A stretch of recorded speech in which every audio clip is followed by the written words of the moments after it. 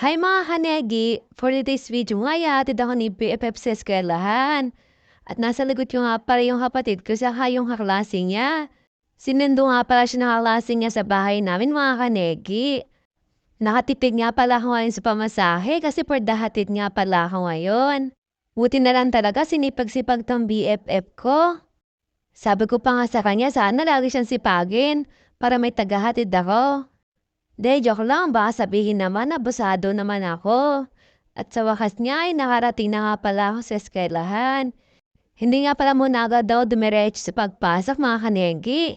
Nagpapahintay nga pala dito yung kaibigan kong si Honey. Sabi na daw kami papasok sa eskwelahan. At sa wakas nga mga kanegi, pagkatapos ng ilang minuto ay dumating na din siya. Sa third floor nga pala ulit yung classroom namin. Kaya pagdating namin dito ay hingal na kami. Pagkatapos ka ng first subject namin ay nagkayayaan kami sa Malolos sa bahay ng kaklase namin. Pero dumiretso pala muna kami dito sa palengke ng Malolos. Bibili nga pala muna kami ng lulutuin namin na pang-ulam. At doon na nga lang pala namin lulutuin sa bahay nila Ligol. Una nga pala namin binili mga kanege, gulay. Pagkabili nga namin agad ng gulay mga kanege, pumunta na kami dito sa bilihan ng baboy. Bumili na nga lang pala kami ng kalahating baboy mga kanegi para isasaog sa lulutuin mamaya. Paglabas nga pala namin sa palengke ay may palibreng Sprite pa dito. Salamat nga pala kala ate at kuya na nagbigay sa amin ng Sprite. Pagdating nga pala sa bahay ng kaibigan namin ay tumulong na kami sa paghihiwa para mas mapipilis ang pagluluto.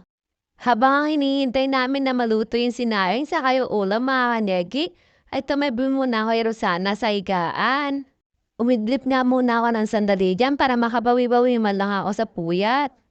Pagkaluto nga para ng sinaing saka ng ulam ay naghain na din kami para makakain na din kami ng sabay-sabay. Mas masarap nga kumain mga kanegi pag madaming kasabay. Pagkatapos nga pala namin kumain mga kanegi, nagpahinga lang kami saka nag-ayos na kami para sa pagpasok namin sa susunod na subject. Hindi nga pala kami nakapagpahinga ng maayos dyan kasi anong oras na kami nakarating kanina. Kanya-kanya na nga pala kaming ayos dyan mga kaneki. At nagmamadali na nga pala kami niyan kasi anong oras na.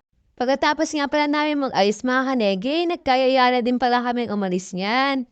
Naglahat na nga lang pala kami papunta sa sakayin ng jeep. Kahit sobrang init, wala pa kami pare-parehas ng mga dalang payo. Habang naghihintay nga pala kami ng jeep, dyan ay bumili muna yung dalawa naming kaibigan ng tinapay.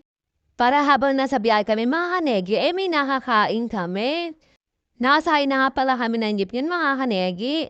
Sa tapat nga pala kami ng bintana pumwesto para mahanginan kami. Pero kahit nga nasa tapat namin ng bintana, ay napakainit pa din. Mga kanegi, kahit nga pala pawis na ako niyan, ay maganda pa din. Fast forward nga mga negi, nandito na nga pala tayo sa school. Habang hinihintay nga namin dito si Sir, ay may kanya-kanya kaming pinagkakabisihan. Siyempre ako dito, tamang video-video lang. Fast forward nga mga kanegi, at uwian na nga pala natin. Hindi na nga pala ako nakapag-video kanina nang dumating na si Sir. Gabi na nga pala pero nasa biyahe pa din ako. Napaka-traffic kasi. Nasanay na lang talaga ako na ganitong oras na ako umuwi. Kaya nga mga kanegi, dito ko na lang tatapusin ang aking video. Taos puso nga pala akong nagpapasalamat sa mga taong walang sawang sumusuporta sa akin. Ingat kayo mga kanegi. God bless!